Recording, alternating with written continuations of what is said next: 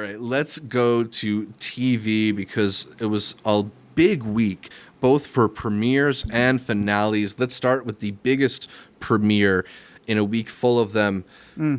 And fly back in on the back of the Dragon Syraxes, the House of the Dragon, or as George R.R. Martin refers to it, Hot D, debuted in the coveted Sunday primetime slot on HBO to about 10 million viewers. HBO's biggest premiere ever, featuring the story of House Targaryen 172 years before the birth of Daenerys Targaryen. House of the Dragon features Paddy Considine, Matt Smith, Rhys Ifans, and more highly respected British actors. Art, a series like House of the Dragon will ultimately be judged on the strength of its full first season. But for an hour at least, how did you feel about being back in Westeros? Great. It felt awesome. The sound design is beautiful. The sets are cool. The VFX, it's all right. It's okay. Yeah. It's okay. But the characters, I'm already rooting for people. I'm already going like, you're the a-hole. Can't wait to see more from you. Can't wait to see how these battles go over here. I see some love interest sparkling over here. And just the way that they're building up the world, these grudges, a lot of comparisons to what we know is going to happen, 200 something years in the future to the actual Game of Thrones storyline. But dude, we're back, baby. I love how a lot of people were saying, oh, we said we weren't going to go back to it after they abused us with the last season. Hey, look, the last season ended terribly. But we had a blast for 7 whole seasons. Like that, that doesn't go away from me. I don't understand people who see it that way. I was going to come back regardless of it. Clearly, so did everybody and some. It did not deter people away. HBO knows where the money's at. And that's why George came out and said that Thrones, it should have gone 12. There was no reason to halt it at 8. And I hope they've learned their lesson and they're able to really flesh this world out because, I'm excited to tune in on a weekly basis.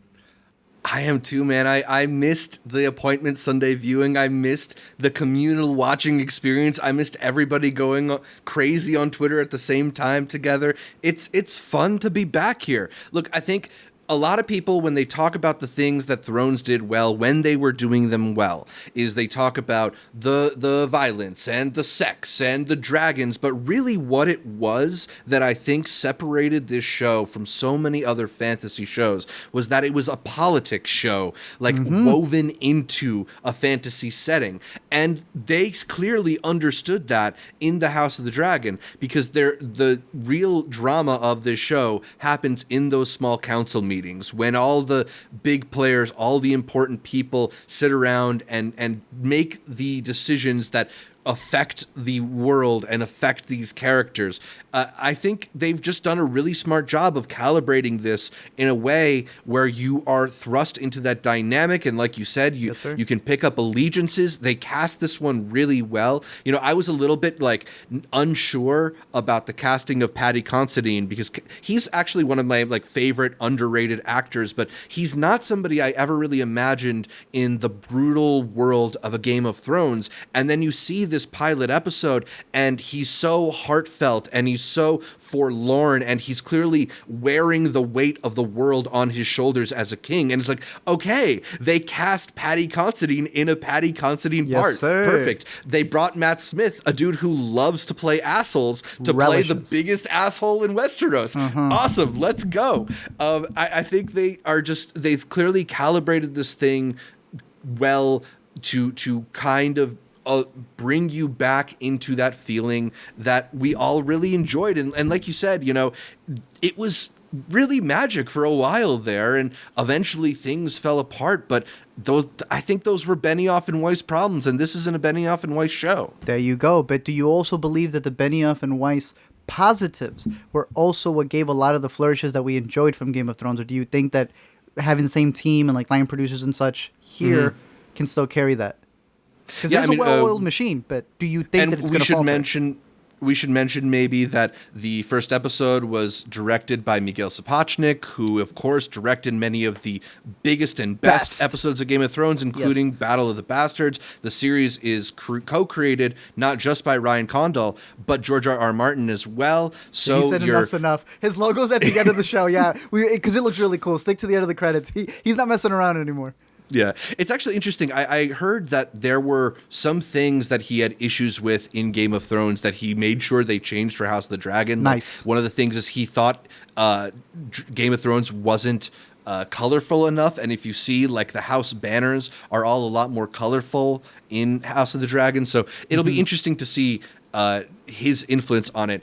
I'm not trying to say that Benioff and Weiss didn't do great things. Like, clearly, they made a lot of great TV, but they seemed done with it and chose to wrap things up rather than resolve them the way they should have. And I think everybody, including them, would probably say in retrospect they should have just stepped away and handed the reins off to the show. But you know, I guess maybe second time's the charm. We hope. We can cross our fingers, but I'm going to be back here every Sunday night watching it.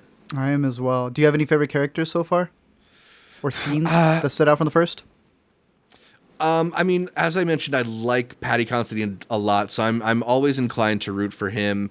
I'm into what's her name, Rhaenyra. I'm curious to see how that's going to go. How about Rhaenyra you? the one who didn't get to become queen? I think she, or the younger one. I think or she's the younger one. I think. Okay, the older one, her aunt, the one who didn't get to become queen. Yeah. The queen who those wasn't. two right there. No, like, I want to know more about them. I'm gravitating towards them. I think that they're going to be my favorite character. I love seeing Sonoya. I don't know if I have an image of her here, but many of you may know her from Devs, all of the Alex Garland movies. She appears in some capacity. Ex Machina. Bro, she's in Thrones. That's awesome to see. Yes. I did not know she was going to be playing what she was playing. But on top of that, just Matt Smith. There's a sequence in here where they go full ass duel, full tournament, medieval times, right there, right in front of you, and it was Classic fantastic. Thrones action. There's already some great memes of that when he was railing. I don't know if you saw that one. They put the Tony Hawk thing over him. I was gonna say the 50-50. Nah, we're back, bro. Like, we're in this world. Everyone's watching at the same time. I am very excited. And then they dropped the HBO dropped the whole thing, even with all this uncertainty, right, that's been happening and movies being shelved.